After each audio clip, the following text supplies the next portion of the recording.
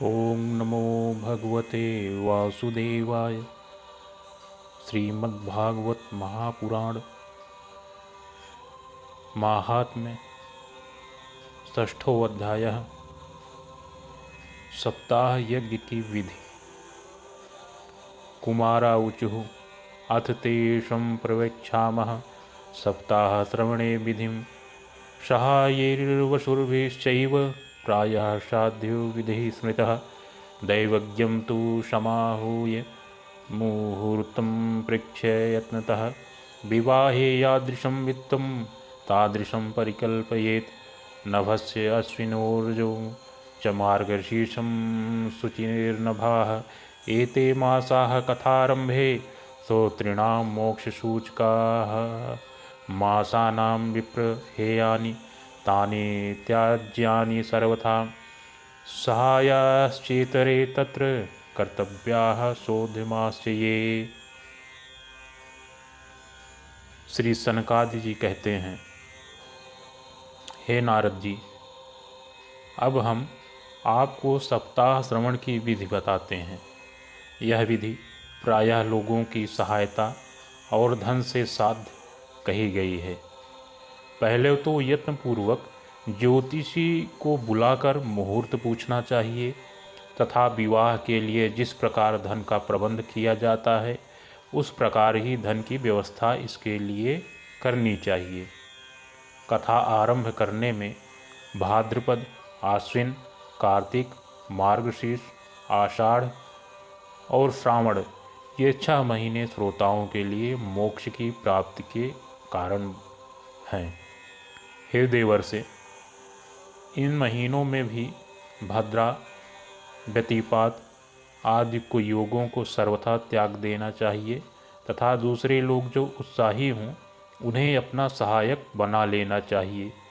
फिर प्रयत्न करके देश देशांतरों में यह संवाद भेजना चाहिए कि यहाँ कथा होगी, अतः सब लोग उपस्थित हों। स्त्री, शूद्र आदि भगवत कथा एवं संकीर्तन से दूर पड़ गए हैं, उनको भी सूचना हो जाए, ऐसा प्रबंध करना चाहिए। देश देश में जो विरक्त वैष्णव और हरि कीर्तन की प्रेमी हों उनके पास निमंत्रण पत्र अवश्य भेजें। उसे लिखने की विधि इस प्रकार बताई गई है। महानुभावों, यहाँ 7 दिन तक सत्पुरुषों का बड़ा दुर्लभ समागम रहेगा और अपूर्व रसमयी श्रीमद् भागवत की कथा होगी। आप लोग भगवद रस के रसिक हैं, अतः श्री भागवत अमृत का पान करने के लिए प्रेम पूर्वक शीघ्र ही पधारने की कृपा करें। इस प्रकार निमंत्रण पत्र लिखना चाहिए। यदि आपको विशेष अवकाश न हो तो भी 1 दिन के लिए अवश्य ही कृपा करनी चाहिए, क्योंकि यहाँ तो एक क्षण की भी अत्यंत दुर्लभ है। इस प्रकार विनयपूर्वक उन्हें निमंत्रित करें और जो लोग आएं उनके लिए यथोचित निवास स्थान का प्रबंध करें। कथा का श्रवण किसी तीर्थ में, वन में अथवा अपने घर पर भी अच्छा माना गया है। जहाँ लंबा चौड़ा मैदान हो वहीं कथा स्थल रखना चाहिए। भूमि का शोधन, मार्जन और लेपन करके रंग बिरंगे धातुओं से चौक पूरे घर की सारी सामग्री उठाकर एक कोने में रख दें। 5 दिन पहले से ही यत्नपूर्वक बहुत से बिछाने के वस्त्र एकत्र करके तथा केले के स्तंभों से सुशोभित एक ऊंचा मंडप तैयार कराएं। उसे सब ओर फल, पुष्प, पत्र और चंदोवे से अलंकृत करें तथा चारों ओर झड़ियाँ लगाकर तरह तरह के सामानों से सजा दें। उस मंडप में कुछ ऊंचाई पर 7 विशाल लोकों की कल्पना करें और उनमें विरक्त ब्राह्मणों को बुलाकर बैठाएं। आगे की ओर उनके लिए वहाँ यथोचित आसन तैयार रखें। इनके पीछे वक्ता के लिए भी एक दिव्य सिंहासन का प्रबंध करें।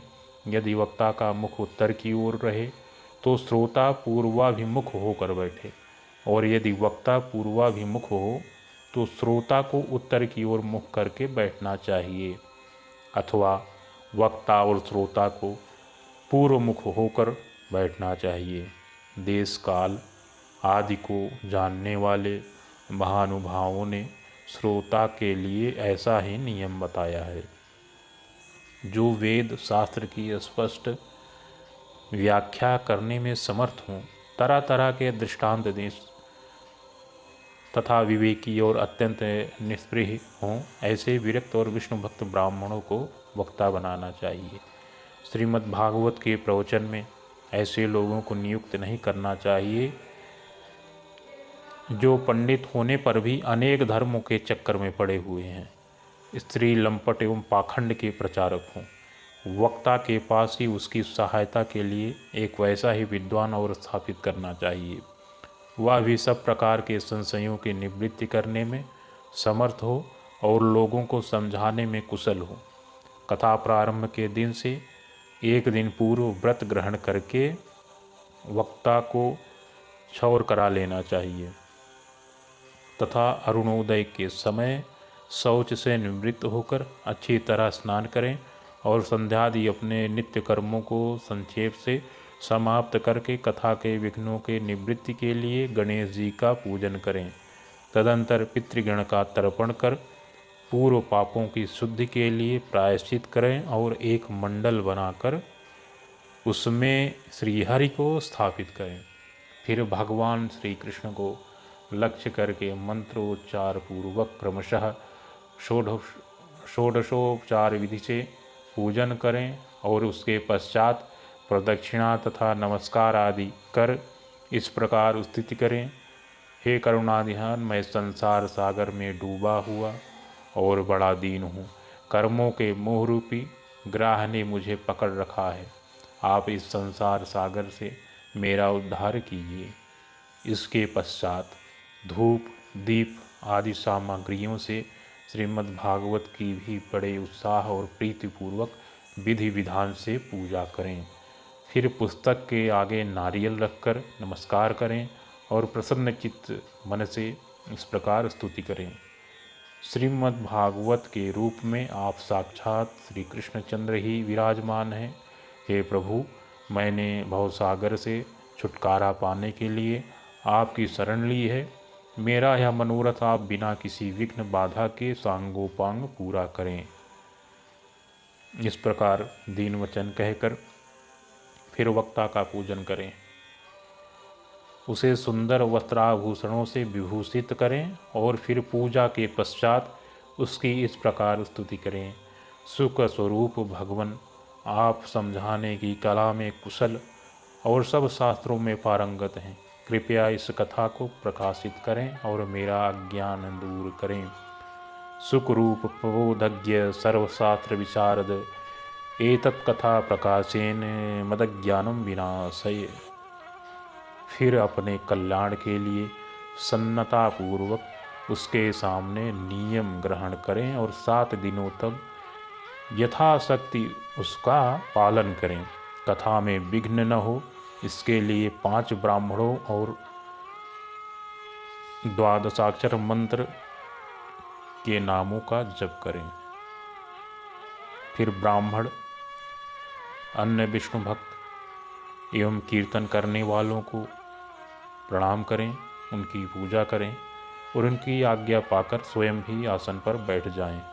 जो पुरुष लोक संपत्ति, धन, घर और पुत्रादि की चिंता छोड़कर शुद्ध चित्त से केवल कथा में ही ध्यान रखता है, उसे इसके श्रवण का उत्तम फल मिलता है। बुद्धिमान वक्ता को चाहिए कि सूर्योदय से कथा आरंभ करके 3:30 पहर तक मध्यम स्वर से अच्छी तरह कथा को वाँचें। दोपहर के समय 2 घड़ी तक कथा बंद करें। उस समय कथा के प्रसंग के अनुसार वैष्णवों को भगवान के गुणों का कीर्तन करना चाहिए। व्यर्थ बातें नहीं करनी चाहिए। कथा के समय मलमूत्र के वेग को काबू में रखें। इसीलिए अल्पाहार सुखकारी होता है। इसलिए श्रोता केवल एक ही समय हविष्यान्न भोजन करें। यदि शक्ति हो तो 7 दिन निराहार रहकर कथा सुने। अथवा केवल घी या दूध पीकर सुखपूर्वक श्रवण करें, अथवा फलाहार या एक समय ही भोजन करें। जिससे जैसा नियम हो सके उसी को उस तरह से करना चाहिए। कथा श्रवण के लिए वैसा ही ग्रहण करें। मैं तो उपवास की अपेक्षा भोजन करना अच्छा समझता हूँ, यदि वह कथा श्रवण में सहायक हो। यदि उपवास से श्रवण में बाधा पहुँचती हो तो वह किसी काम का नहीं है। सूत जी कहते हैं, हे नारद जी, नियम से सप्ताह सुनने वाले पुरुषों के नियम सुनिए। विष्णु भक्त की दीक्षा से रहित पुरुष कथा श्रवण का अधिकारी नहीं है।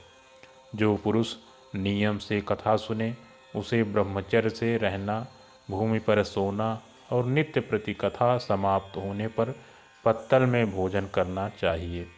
दाल, मधु, तेल, गरिष्ठ अन्न, भाव दूषित पदार्थ और बासी अन्न, इनका उसे सर्वदा ही त्याग करना चाहिए। काम, क्रोध, मद, मान, मत्सर, लोभ, दंभ, मोह और द्वेष को अपने पास भी नहीं फटकने देना चाहिए।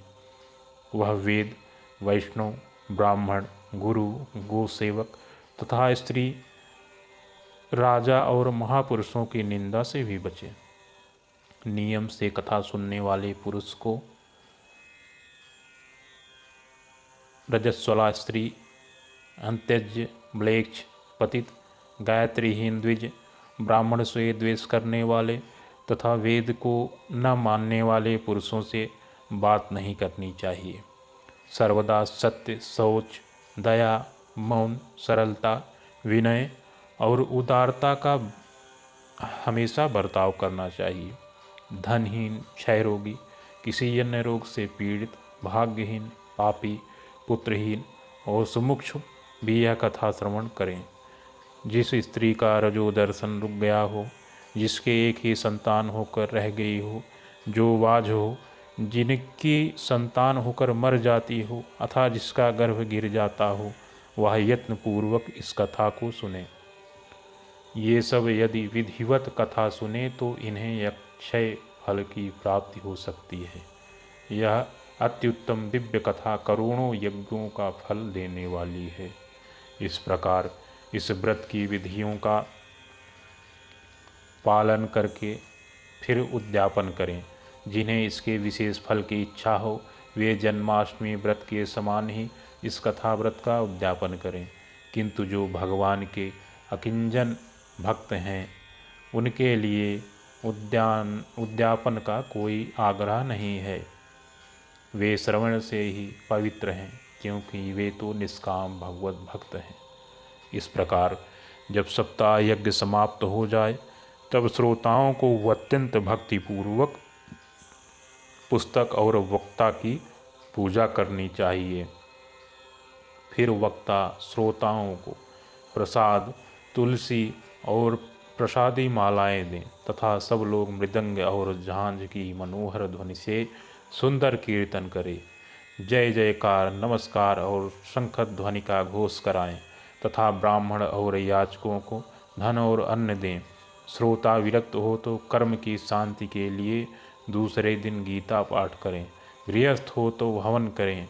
उस हवन में दशम स्कंद का एक एक श्लोक पढ़कर विधिपूर्वक खीर, मधु, घृत, तिल और अन्नादि सामग्रियों से आहुति दें अथवा एकाग्र चित्त से गायत्री मंत्र द्वारा हवन करें, क्योंकि तत्वतः यह महापुराण गायत्री स्वरूप ही है। होम करने की शक्ति न हो तो उसका फल प्राप्त करने के लिए ब्राह्मणों को हवन सामग्री दान करें तथा नाना प्रकार की त्रुटियों को दूर करने के लिए और विधि में फिर जो न्यूनाधिकता रह गई हो उसके दोषों की शांति के लिए विष्णु सहस्त्र नाम का पाठ करें। उससे सभी कर्म सफल हो जाते हैं, क्योंकि कोई भी कर्म इससे बढ़कर नहीं है। फिर 12 ब्राह्मणों को खीर और मधु आदि उत्तम पदार्थ खिलाएं तथा व्रत की पूर्ति के लिए गौ और सुवर्ण का दान करें। सामर्थ्य हो तो तीन तोले सोने का एक सिंहासन बनवाएं। उस पर सुंदर अक्षरों में लिखी हुई श्रीमद् भागवत की पोथी रखकर उसकी आवाहन आदि विधिवत उपचारों से पूजा करें और फिर जितेंद्रीय आचार्य को उसका वस्त्र आभूषण एवं गंधाज से पूजन करके दक्षिणा के सहित समर्पण कर दें। ये करने से वह बुद्धिमान दाता जन्म मरण के बंधनों से मुक्त हो जाता है। यह सप्ताह पारायण की विधि सब पापों की निवृत्ति करने वाली है। इसका इस प्रकार ठीक ठीक पालन करने से यह मंगलमय भागवत पुराण अभीष्ट फल प्रदान करता है तथा अर्थ धर्म काम और मोक्ष चारों की प्राप्ति का साधन हो जाता है, इसमें संदेह नहीं है। सनकादि कहते हैं, हे नारद जी, इस प्रकार तुम्हें यह सप्ताह श्रवण की विधि हमने पूरी सुना दी। अब और क्या सुनना चाहते हो? इस श्रीमद् भागवत से भोग और मोक्ष दोनों ही प्राप्त हो जाते हैं। सूत जी कहते हैं, सौनक जी, यूँ कहकर महामुनि सनकादि ने एक सप्ताह तक विधि पूर्वक इस सर्व पाप नाशिनी परम पवित्र तथा भोग और मोक्ष प्रदान करने वाली भागवत कथा का प्रवचन किया। सभी प्राणियों ने नियम पूर्वक इसे श्रवण किया। इसके पश्चात उन्होंने विधिपूर्वक भगवान पुरुषोत्तम की स्तुति की। कथा के अंत में ज्ञान, वैराग्य और भक्ति को बड़ी पुष्टि मिली और वे तीनों एकदम तरुण होकर सब जीवों का चित्त अपनी ओर आकर्षित करने लगे। अपना मनोरथ पूरा होने से नारद जी को भी बड़ी प्रसन्नता हुई। उनके सारे शरीर में रोमांच हो गया और वे परमानंद से पूर्ण हो गए। इस प्रकार कथा श्रवण कर भगवान के प्यारे नारद जी हाथ जोड़कर प्रेम गदगद वाणी से सनकादि से कहने लगे। नारद जी ने कहा, मैं धन्य हूँ, आप लोगों ने करुणा करके मुझे बड़ा ही अनुग्रहित किया है। आज मुझे सर्व पापहारी भगवान श्रीहरि की ही प्राप्ति हो गई है। तपोधनों, मैं श्रीमद् भागवत श्रवण को ही सर्व धर्मों से श्रेष्ठ मानता हूँ, क्योंकि जिसके श्रवण से वैकुंठ गोलोक बिहारी श्री कृष्ण की प्राप्ति होती है। सूत जी कहते हैं, सौनक जी, वैष्णव श्रेष्ठ नारद जी यह कह ही रहे थे कि वहाँ घूमते फिरते योगेश्वर सुखदेव जी आ गए। कथा समाप्त होते ही व्यासनंदन श्री सुखदेव जी वहाँ पधारे। 16 वर्ष की आयु आत्मलाभ से पूर्ण ज्ञान रूपी महासागर का संवर्धन करने के लिए चंद्रमा के समान वे प्रेम से धीरे धीरे श्रीमद् भागवत का पाठ कर रहे थे। परम तेजस्वी सुखदेव जी को देखकर सारे सभासद झटपट खड़े हो गए और उन्हें एक ऊंचे आसन पर बैठाया। फिर देवर्षि नारद जी ने उनका प्रेम पूर्वक पूजन किया। उन्होंने सुखपूर्वक बैठकर कहा, आप लोग मेरी निर्बल वाणी सुनिए। श्री सुखदेव जी बोले, निगम कल्प तरुर्गलितम फलम सुख मुखाद मृत द्रव्य संयुतम पिबत भागवतम रसमालयम मुहुर्हो रसिका भुवि भावुकाः। श्री सुखदेव जी बोले, रसिक एवं भावुक जन, यह श्रीमद् भागवत वेद रूप कल्प वृक्ष का परिपक्व फल है। श्री सुखदेव रूप सुख के मुख का संयोग होने से अमृत रस से परिपूर्ण है। यह रस ही रस है। इसमें न तो छिलका है न गुठली है। यह इसी लोक में सुलभ है। जब तक शरीर में चेतना रहे तब तक आप लोग बार बार इसका पान करें। महामुनि व्यासदेव ने श्रीमद् भागवत महापुराण की रचना की है। इसमें निष्कपट, निष्काम परम धर्म का निरूपण है। इसमें शुद्धांतःकरण सत्पुरुषों के जानने योग कल्याणकारी वास्तविक वस्तु का वर्णन है, जिससे तीनों तापों की शांति होती है। इसका आश्रय लेने पर दूसरे शास्त्र अथवा साधन की आवश्यकता नहीं रहती। जब कभी पुण्यात्मा पुरुष इसके श्रवण की इच्छा करते हैं, तभी ईश्वर अविलंब उनके हृदय में अवरुद्ध हो जाता है। यह भागवत पुराणों का तिलक और वैष्णवों का धन है। इसमें परमहंस के प्राप्य विशुद्ध ज्ञान का ही वर्णन किया गया है तथा ज्ञान, वैराग्य और भक्ति के सहित निवृत्ति मार्ग को प्रकाशित किया गया है। जो पुरुष भक्तिपूर्वक इसके श्रवण, पठन और मनन में तत्पर रहता है, वह मुक्त हो जाता है। यह रस स्वर्गलोक, सत्यलोक, कैलाश और वैकुंठ में भी नहीं है। इसलिए भाग्यवान श्रोताओं, तुम इसका खूब पान करो।